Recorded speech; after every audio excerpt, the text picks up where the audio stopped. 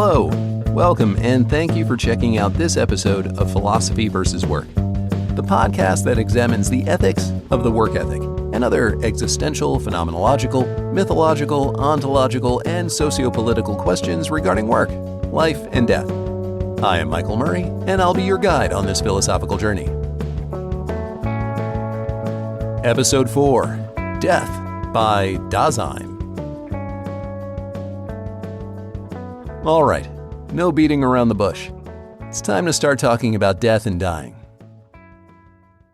Who am I kidding? Of course I've got some more anecdotes and one big definition to throw your way first. When I was a grad student, I was a philosophy TA for 3 courses: critical thinking, deductive logic, and intro to philosophy. The main topic of the intro class was philosophies of death and dying. Yeah, way to get introduced to philosophy.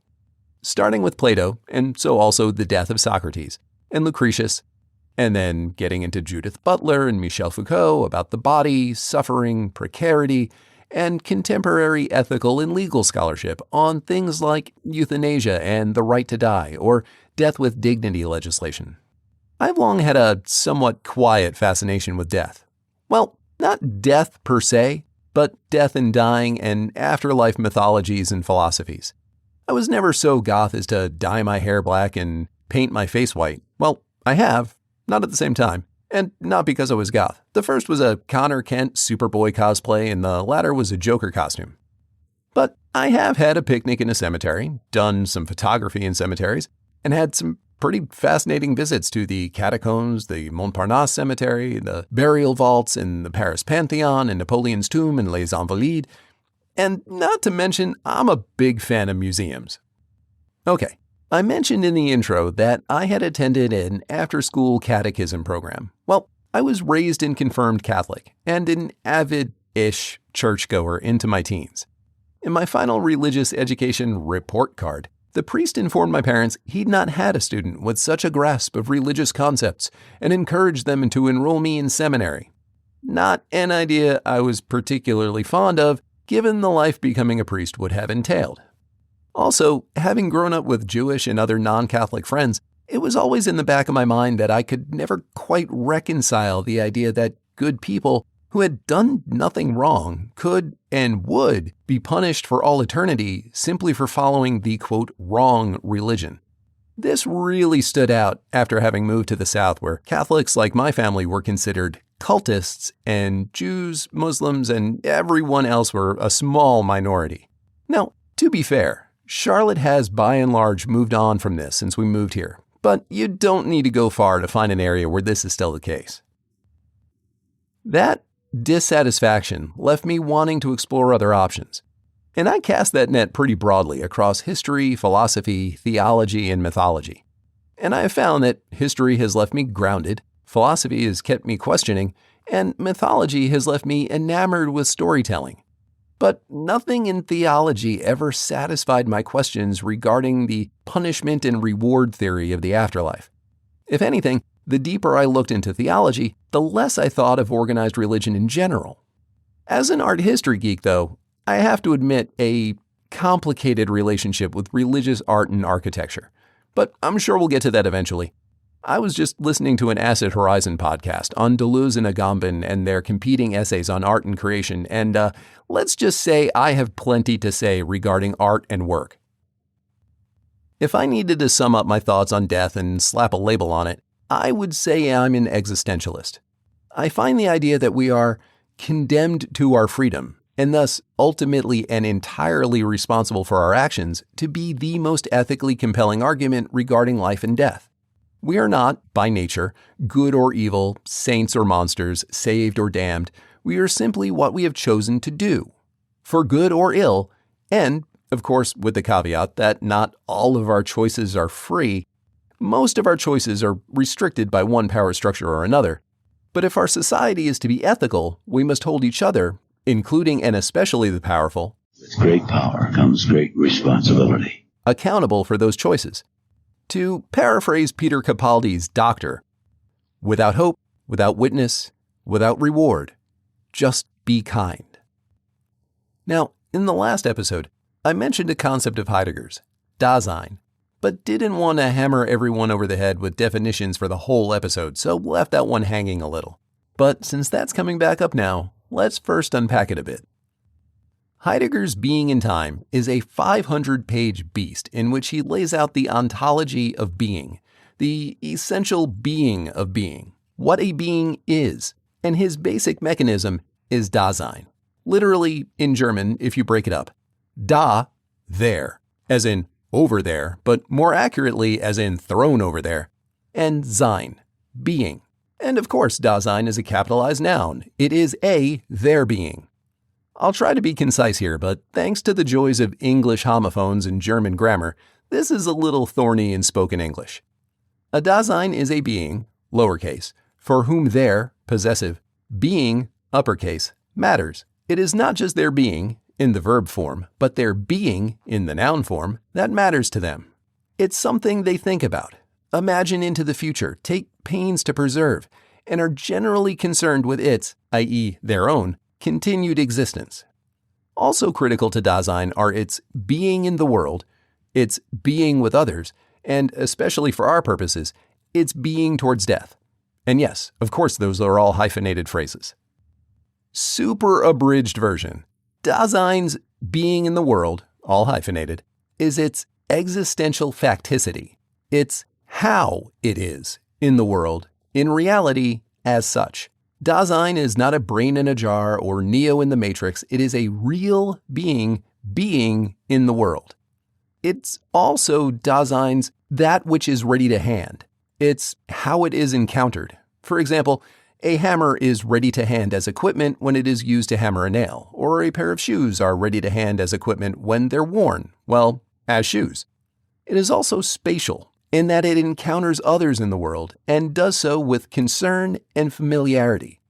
And importantly, it can get lost in this, in its everydayness, in its in-the-worldness, in being fascinated by what is in the world, in its, well, they-self. Regarding concern and familiarity, Dasein encounters the other as with concernful solicitude. The other's being solicits concern. Its being with others is the existential ontological meaning of Dasein. It's phenomenal being as such. It doesn't matter if the other is present or not. Being with is an existential characteristic of Dasein, says Heidegger, even when factically no other is present at hand or perceived.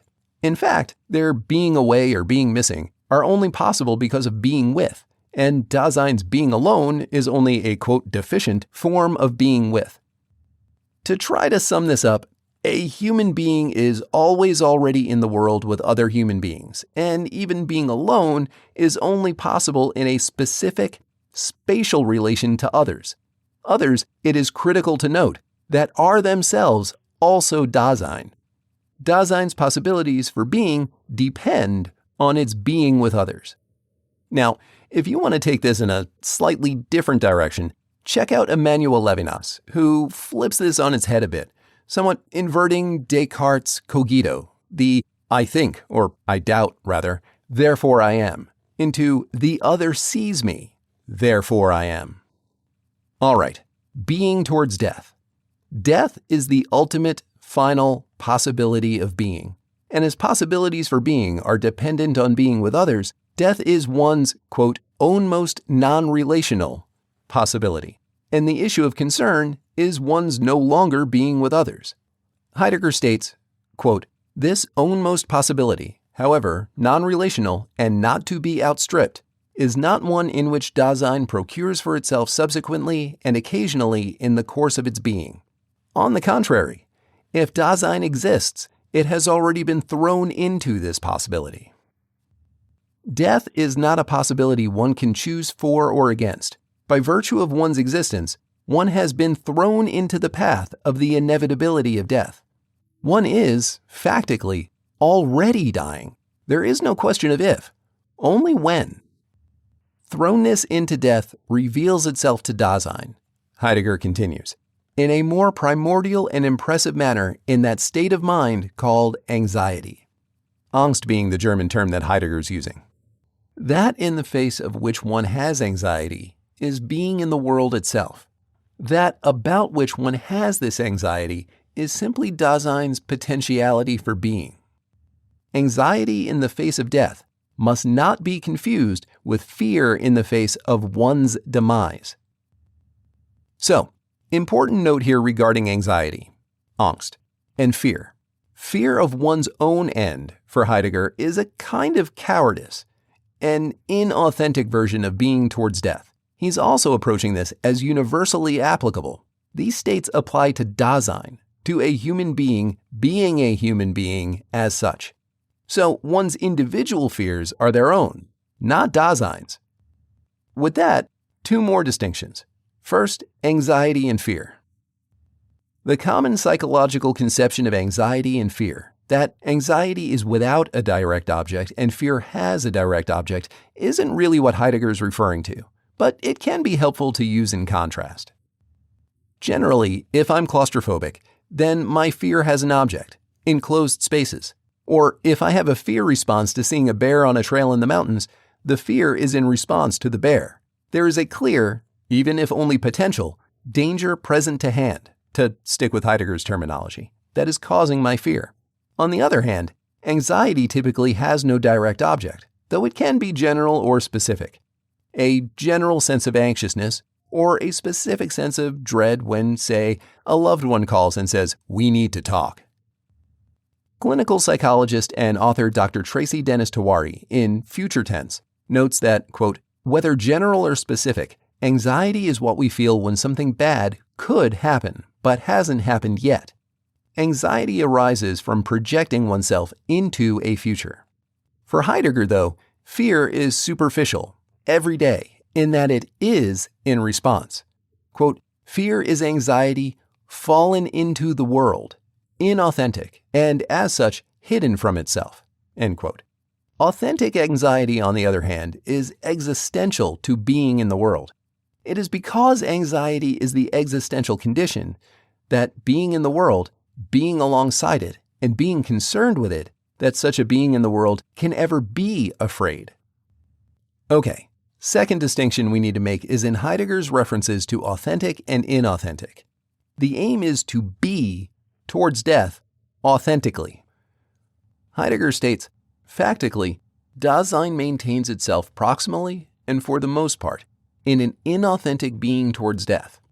How is the ontological possibility of an authentic being towards death to be characterized objectively if, in the end, Dasein never comports itself authentically towards its end, or if, in accordance with its very meaning, this authentic being must remain hidden from others?" Quick little side note there. I find that line particularly interesting, this idea that the authentic being must remain hidden from others. Keep in mind, this is being written after the formation of the Nazi Party, but before Heidegger was elevated to the rector position and joined the party himself. As far as inauthenticity, Heidegger is pointing to two crucial problems in how Dasein behaves and thinks. First, that Dasein, in concerning itself with its own being and acting towards continuing to be, puts aside the existential facticity of Dasein's own end, death. Second, that Dasein's general mode towards death is fear of death, and thus avoidance of death in the face of its inevitability. And third, that it doesn't actually appear possible. Authentically, being towards death appears to be a contradiction, in that, quote, "concerning oneself with actualizing means signifying bringing about one's own demise, which contradicts concerning oneself with being. And, quote, if it were done, Dasein would deprive itself of the very ground for an existing being towards death." Heidegger points out earlier in the text that we're only able to know death basically secondhand because of the other. We can only witness death. We cannot know death. As thinking is part of being, and death is the end of our being, we can't think anything and be dead at the same time. Our being in the world and being with others, the death of the other, evidences the facticity of death. Writ large, the lack of immortality across the whole of human history evidences the facticity of death for all future humanity. Now, it could be argued that's not necessarily true. As Hume pointed out, inductive reasoning, that because X has always happened such and such a way in the past, X will continue to happen that way in the future, is a logical fallacy. and it is logically false to claim that if I flip a coin in the air, it will fall because it has always fallen before. Logically, there is a possibility that at some point the coin won't actually fall if I base that reasoning in my argument on past behavior.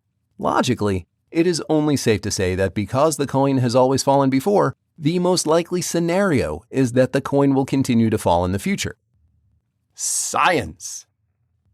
We could spend a whole episode, hell, we could spend a whole semester, and I'm sure scores of philosophy grad students before me have spent entire degrees and post-bac and post-grad research projects on what Heidegger has to say about authenticity.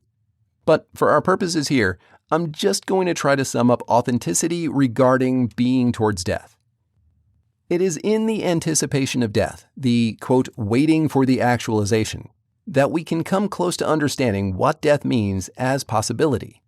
Death is the, quote, possibility of the impossibility of any existence at all. Death, he states, as possibility, gives Dasein nothing to be actualized, nothing which Dasein, as actual, could itself be. It's a contradiction. Dasein, being a human being as such, cannot be and not be at the same time. Anticipation of death, quote, signifies the possibility of the measureless impossibility of existence. But wait, there's more! And I'm just going to roll with this whole upcoming passage. For those of you playing the home game, we're in Being in Time, Heidegger's pagination 263. Please do not confuse this with the Heidegger drinking game, drinking every time he says Dasein or being. I strongly encourage against this. Unless it's water, maybe? I mean, you'll be super hydrated. One might even say being hydrated. And I hope this episode doesn't become the PVW drinking game. States Heidegger, being towards death is the anticipation of a potentiality for being.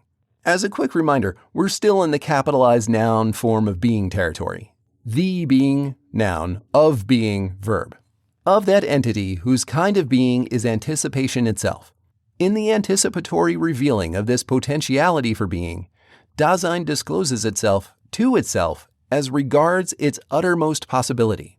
But to project itself on its own most potentiality for being means to be able to understand itself in the being of the entity so revealed, namely, to exist. Take that, Cogito. Anticipation turns out to be the possibility of understanding one's own most and uttermost potentiality for being. That is to say, the possibility of authentic existence. Now, recalling the earlier definition of anxiety, Heidegger notes anxiety is a basic state of mind that belongs to such a self-understanding, understanding being accompanied by a state of mind of Dasein that has been brought face-to-face with the thrownness of its that it is there, face-to-face with the nothing of the possible impossibility of existence, and now open to the constant threat to itself of its own individualized being, on the basis of Dasein itself. One's own individual being is itself the potentiality for non-existence. If I exist, then I will die. Being towards death is essentially anxiety. Okay, so a last bit on authenticity.